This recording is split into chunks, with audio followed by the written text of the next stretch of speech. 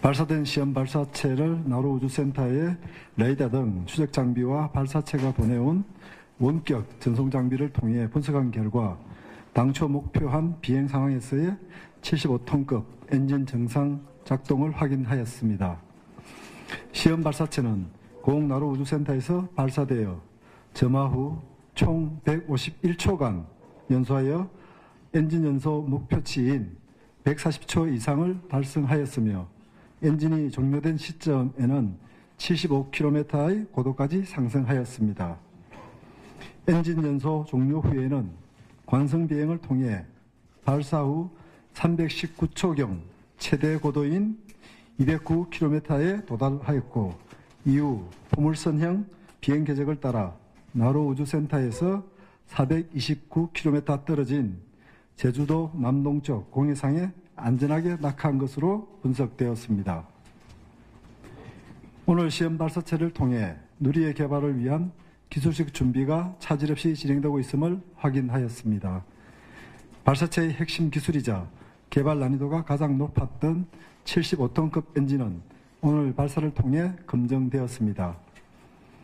오늘 검증된 75톤급 엔진 4기를 클러스팅하여 300톤급 1단 엔진을 만들고 75톤급 2단, 7톤급 3단을 개발, 총조립하는 과정을 안정적으로 거치면 2021년에는 우리 기술로 만든 우주발사체를 갖게 될 것입니다.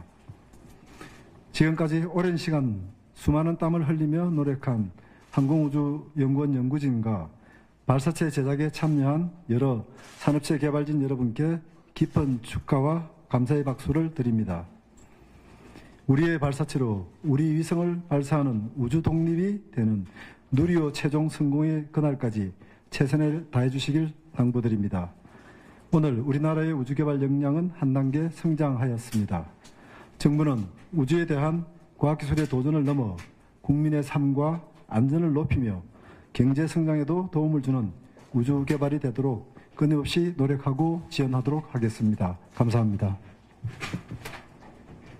예, 그러면 이어서 기자님들의 질의응답 시간을 가지도록 하겠습니다. 질의가 하신 분은 말씀해주세요. KBS 이현경 기자입니다.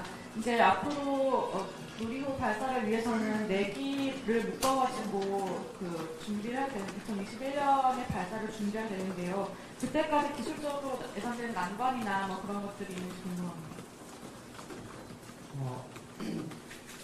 네. 안녕하십니까. 저는 한국형 발사체 개발과학부의 고정환입니다. 현재 저희는 시험 발사체 발사를 완료했고요. 시험 발사체는 기본적으로 한국형 발사체의 1, 2, 3단 중에 2단에 해당합니다. 그래서 현재 저희가 3단형 발사체를 발사하기까지는 1단과 3단에 대한 개발이 계속 진행이 되어야 합니다. 현재 저희는 조립dok에 가보시면은 3단에 대한 첫 번째 체계 모델을 현재 조립을 시작을 한 상태이고요. 내년 초부터 이제 3단에 대한 시험들이 착수가 되고, 내년 후반에 가면서 이제 1단에 대한 시험들이 착수가 됩니다. 그래서 기자님 말씀하신 것처럼 75톤 엔진 4개 묶어서 한 시험들을 이제 앞으로 진행을 해야 되고요. 특히 현재 엔진 같은 경우는 저희가 굉장히 많은 시간에 연소 시험을 지상에서 수행을 했고, 2단에 대한 엔진, 3단에 대한 엔진도 지금까지 계속 수행을 해왔습니다. 하지만 이제 전에 보셨다시피 저희가 체계 모델 조립해서, 기체를 조립을 해서 만들고 시험하는 어려운 과정들이 이제 남아있고 기다리고 있습니다. 그런 부분들이 좀 굉장히 중요하고 힘든 부분이 되지 않을까 생각하고 있습니다. 예, 먼저, 감자. 저 MBN의 홍주환 기자라고 합니다. 그러면은 누리호가 완성되면은 2021년에 이제 2월과 10월에 각각 발사를 하는 것으로 알고 있는데 2월에랑 10월의 발사의 차이 이를 좀 알려주시면 감사하겠습니다. 현재 기술적으로 발사체 입장에서는 2월에 발사하는 거, 10월에 발사하는 거 동일하다고 보시면 될 것 같고요. 3단형 발사체는 이제 위성을 실어서 궤도에 투입을 해야 됩니다. 그 부분이 약간 차이가 있을 수 있을 것 같은데요. 보통 발사체를 개발해서 첫 번째 발사를 할 때는 위성은 워낙 고가이다 보니까 더미 위성을 처음에 많이 발사를 합니다. 그다음에 이제 두 번째 같은 경우는 이제 실제 위성을 복제한다든지 이런 식의 차이가 좀 있을 것 같고요. 그런 차이 빼고 뭐 나머지 발사체 부분은 동일하다고 보시면 될 것 같습니다.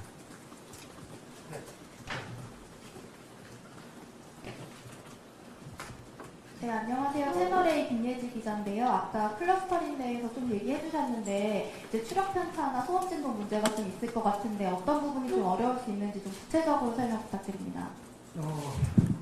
굉장히 잘 지적해 주신 것 같은데, 70W 엔진 4개를 묶어서, 연소를 시키다 보니까 조그만한 추력 편차가 생기면 그것이 기체 전체를, 모션을 이렇게 방해하는 것으로 작용할 수 있습니다. 그래서 그런 부분에 대해서, 저희가 어느 정도는 저희가 비행을 하면서 자세 조절을 하면서 이제 잡아낼 수 있지만은 이제 어느 정도 이상이 되면은 위험할 수가 있고요.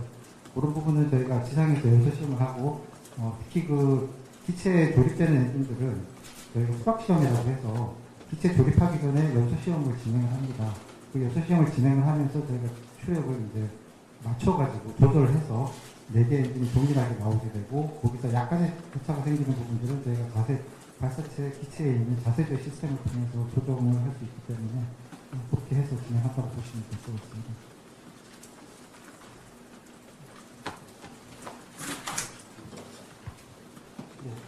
여수 MBC 최우식입니다. 오늘 그 시험 발사 결과 좀 구체적으로 좀 알고 싶은데요. 자료에 보면 그 체크 포인트 같은데 음속 돌파 시간이라든가, 그다음에 엔진 연소 정도는 말씀해 주셨고, 전체 비행 시간, 그리고 그 예상했던 추력이 다 발휘됐는지 하고, 그다음에 이게 위성을 탑재하지 않더라도 그 탄도 비행에서 이제 날아가는 비행 궤적이 있을 텐데 예상했던 궤적에서 많이 벗어나지 않았는지 좀 말씀해 주십시오. 예, 저희가 원래 성능은 140초 이상 연소를 목표로 했고요. 현재 연소 시간은 151초 정도 연소해서, 저희가 원래 생각했던 범위 내에 지금 연소를 진행을 했습니다. 그리고 최대 도달 고도 같은 경우는 저희가 201km 정도 예측을 했는데 209.1km 정도 지금 최대 고도 도달했고요. 이 정도면은 저희가 생각하는 공학적으로는 3시그마 범위라는 게 있습니다. 그 범위 내에 충분히 들어왔다고 지금 보여지고요. 특히 낙하 지역도 429.5km 정도에 떨어졌고, 저희가 400km 정도에 예측을 했었고요. 저희가 생각하는 범위 내에 낙하를 한 것으로 보여서 오늘 비행 시험은 잘 수행되었다고 판단합니다. 그 다음에 추력이나 이런 부분들은 즉각적으로 우리가 알 수 있는 값이 아닙니다. 그 부분들은 저희가 비행 때 계측한 데이터를 가지고 계산을 해야 되고, 여러 가지 파라미터들을 한꺼번에 조절해서 계산이 되어야 되기 때문에 시간이 좀 걸리는 부분입니다. 하지만 지금 현재로서는 연소 시간, 그 다음에 최대 도달 고도, 낙하 거리 등을 종합적으로 판단했을 때는 저희가 원했던 성능 범위 내에서 안전하게 연소를 수행한 것 같고, 비행 시험은 전반적으로 저희가 성공적으로 수행된 것으로 판단됩니다. 네, YTN 사이언스 이승규 기자입니다. 이 한국형 발사체 발사는 일단은 클러스터링 4개가 들어가고, 시험 발사체는 그냥 일단 한 개가 들어가잖아요. 그래서 사실은 이 발사가 한국형 발사체 성공을 담보하지 않고 서로 별개 발사이기 때문에 그 이전에 여러 가지 논란도 많았었잖아요. 오늘 발사 성공의 의미를 좀 다시 한번 짚어주실 수 있겠습니까?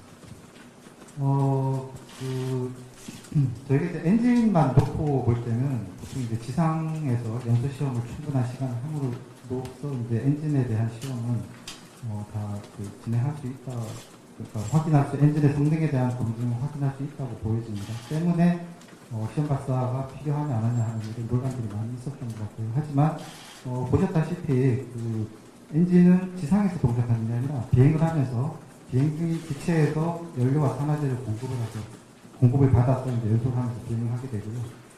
로켓 엔진은 잘 아시다시피 굉장히 까다롭습니다. 조금만 뭐가 맞지 않아도 폭발로 이어지기 때문에 비행 중에 우리가 이제 가속도가 있고 또 탱크 내부의 압력이 변하고 하는 이런 부분들 여러 가지 변동 요인들이 있는데, 그런 변동 요인 하에서 엔진이 정상적으로 성능을 발휘했다, 이런 걸 확인하는 데 이제 굉장히 큰 의미가 있다고 보실 수가 있고요. 그 다음에 저희가 이제 시험 발사체이고, 이것은 한국형 발사체 2단으로 이제 보시면 되겠지만은, 실제로 이것을 발사하기 위해서는 3단형 발사와 거의 동일한 과정을 저희가 고쳐야 됩니다. 지상에서 조립하고 준비하고 실제 발사 운영하는 이 모든 것들은 한국형 발사체하고 거의 동일하게 진행이 되고요.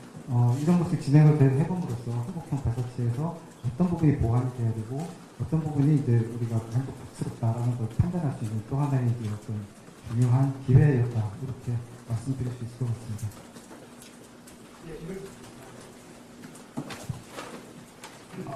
예, 뉴스피임의 이제 김영석입니다. 네, 뭐 클러스터링 얘기 계속 나왔는데 조금만 제가 그 부분 관련해서 사실은 이제